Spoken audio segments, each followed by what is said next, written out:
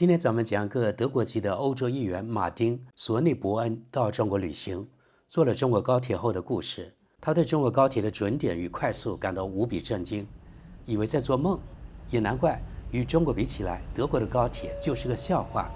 因为德国的高铁与中国正好相反，那就是晚点是常态，而且速度快不起来，平均下来只有中国绿皮车的速度。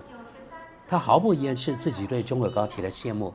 在 X 平台上，他说：“我们德国正在慢慢与现实脱节。”今天咱们看看他分享了自己在中国坐高铁的心得后，众网友怎么看？我发现国内传统主流媒体对此也有报道，但只是学好的讲。我觉得这不能真实反映德国人的想法，这等于故意美化德国人，这又何必呢？在进入正题前，简单介绍一下这位欧洲议员。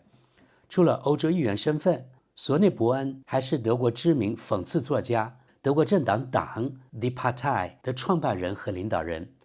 他可不是默默无闻的政治人物，在 X 平台上，他的粉丝有近35万。好，这是索内伯恩在 X 平台上分享中国高铁之旅。此刻，我正坐在从北京开往香港的列车上，准时发车，2439公里的路程，耗时8小时10分钟。车外温度38度，车内是舒适的25度。乘务员端茶送水，每站停靠后都会用湿拖把清洁地面。我吃着小吃，办公室主管刚用 APP 订好了中餐，新鲜餐食会在下站直接送到座位。我们正慢慢与现实脱节。可惜只有这简短的一段，连图片都没发。目前显示评论有700多条。怎么看第一条评论？这是他自己补发的。办公室主任霍夫曼提醒我说，中国人花了3年时间修建这条铁路呢，哈哈哈。德国知识点评，言下之意就是德国人，你们看看呀，人家中国人3年时间就修好了这条2439公里的高铁线路，而且行车时间才8小时多一点。如果在德国，恐怕要花30年时间吧。行车时间呢，估计要15、16小时。好，看下条评论。正是您所在的政党以及像您这样的人，导致德国日益落后并失去竞争力。接下来，这位议员贴出了一张时速349公里的复兴号高铁照片。我相信看见这张照片，很多德国人表示不相信。好，我们继续往下。在专制统治下生活真惬意呀。再往下，这趟火车多少钱？然后他说，如果没错的话，50欧元左右。德国知识补充，其实没那么便宜。我看了12306，这趟车1248元起，是2等座，相当于150欧元。接下来呢，有几个网民故意提些问题，比如是公务还是私人性质的旅行，谁出钱等等。有个人还问，你作为一个失业的推特用户，生活还行吗？我们看下一则。你在中国见证了这究竟是资本主义的胜利，还是共产主义的胜利？继续往下。这样的情况可能会让人产生离开屎坑德国的冲动，但为什么不呢？反正情况也不可能变得更糟、更专制了吧？再往下，只要愿意往铁路里砸天文数字的投资，这种事就能成。虽然最终大概只有1%的人能用上。下一则，我强烈希望列车设有刀具静待区和女性专用车厢，这样女性才能安全出行。继续往下，只要中国人还没给高铁贴满彩虹旗，没让男乘务员穿迷你裙跳舞，没在宣传册里鼓吹代词多样性、气候管控和禁驾令，他们的道德水准就永远赶不上我们联邦铁路。再往下，是啊，这种专制监控国家确实有其美好的一面。下一则，这位网民不无讽刺地说，不过我们德国铁路至少冬天能开冷气，夏天能开暖气，反着来也算种特色吧。下一则，谁会从北京坐火车去香港啊？这位欧洲议员说，我们只是想体验下正常运作的基础设施。然后再往下，我此刻在西德一辆区间列车上，准点发车，最后仅晚点26分钟。车内温度38度，车外25度，地板黏腻得恰到好处，空调吹着热乎乎的灰尘，邻座女士正直接吃着罐头里的干肠。好吧，那就告别吧。再往下，下面这张图显示是2040年的德国。大家看，将来的德国，也就是2040年的德国，是不是有点印度化的感觉呢？下一则，德国在2006年向瑞士承诺，将在2016年圣格达隧道开通前完成莱茵河谷铁路的4线扩建。最新计划是什么？大概2040年吧。2040年啊！继续往下，我有个朋友刚去过广州，他的见闻让我震惊。我们欧洲人对中国的认知完全失真。一位越南朋友说，中国才是未来之国。再往下，为什么这么多人总拿中国专制说事？难道民主国家就做不到中国做到的事吗？自由固然珍贵，但不能成为我们所有失灵的借口。下一则，这种高铁服务在德国也能实现，只不过专属于真正的富人阶层。区别在于，在德国，像您这样的人会第一时间抱怨，只有10%的人坐得起这种列车，可能还不到。而中国的情况却并非如此。估计这位网民得了红眼病。他说，你就是这样挥霍纳税人血汗钱的。我认为这如同寄生虫行为。您对社会毫无贡献，却每月领取2万欧元俸禄。再往下，我们何止是慢，我们正被完全疯狂的能源政策和移民政策拖垮。下一则，德国的左翼政治成功阻止了这一切。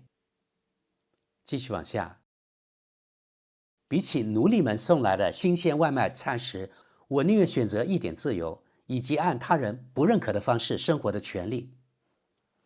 再往下，你们脱离现实，因为这根本不是现实，这些都是面子工程，靠补贴维持运作，只为让西方访客在社交媒体上宣扬中国多么美好，其政府多么优越，虚假的资本主义。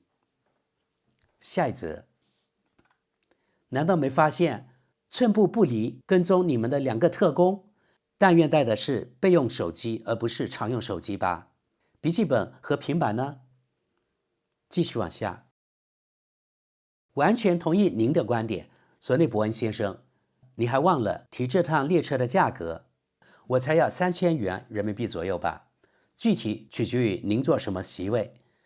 我们在德国正全面失焦，既看不清外面世界的现实，也失去了真实感。继续往下，你在中国干啥？被共产党独裁收买了吗？去看看劳改营吧，就知道谁在给你做圣诞贺卡了。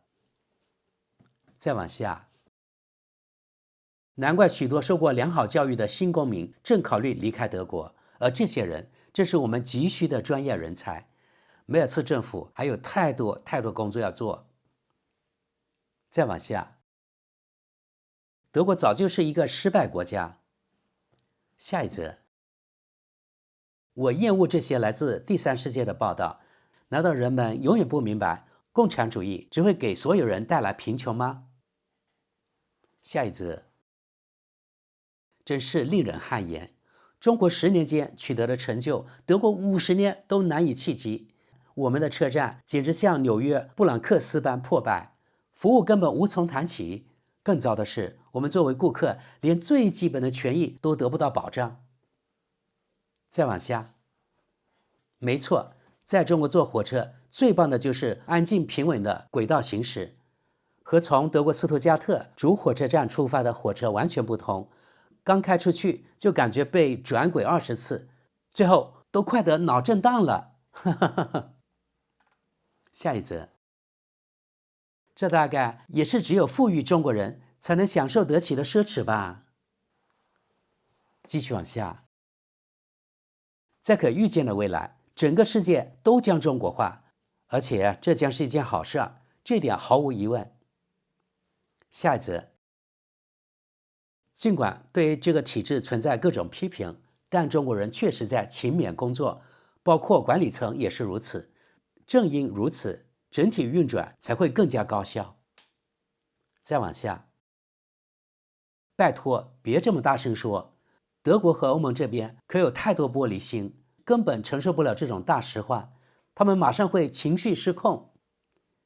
再往下，哇，这么多反华评论，都是原创思考，还是只会鹦鹉学舌的重复公共媒体的假消息？一无所知却大放厥词，这些蠢货。下则，靠补贴维持，永远回不了本。继续往下，中国至少领先我们50年。再往下，天哪，平均时速300公里。下一则，慢，我们早就被甩开了。在基础设施、功能性、数字化等方面，德国没有一个城市能接近中国大城市的水平。继续往下，在德国这里，我们学习阿拉伯语呢。呵呵。再往下，您这趟未来之旅最晚会在德国尝试同样事情时终结。呵呵呵。在我们这儿，在列车上连网络信号都没有。下一则，在独裁国家，并非所有事都糟糕，尤其对某些人而言更是如此。再往下，计划经济确实有效，尽管部分依靠强制手段。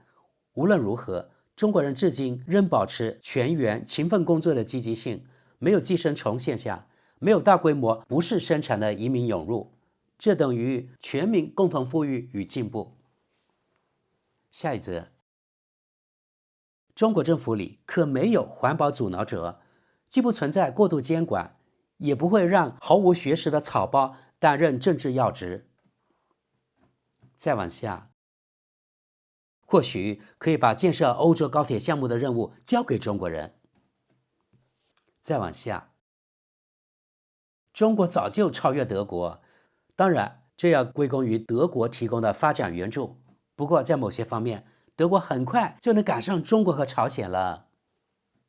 继续往下，可怜的家伙，空气质量和被化学污染的水源令人难以忍受，连正常呼吸都成问题，更别提成倍增加的患癌死亡风险。相比之下，我宁愿接受5分钟的晚点。我们看最后一条评论，不，你只是脱离了德国的现状，中国正在向我们展示什么是可能的，令人耳目一新。祝你在中国旅途愉快。好的，朋友们，今天就到这里吧。连这种话题，德国人也有很多负面情绪，与中国有关的东西，他们一切都政治化，德国人确实不可救药了。不过，这也是一种酸葡萄心理，因为他们做不到，于是呢就诋毁中国。对此，我现在是一笑了之。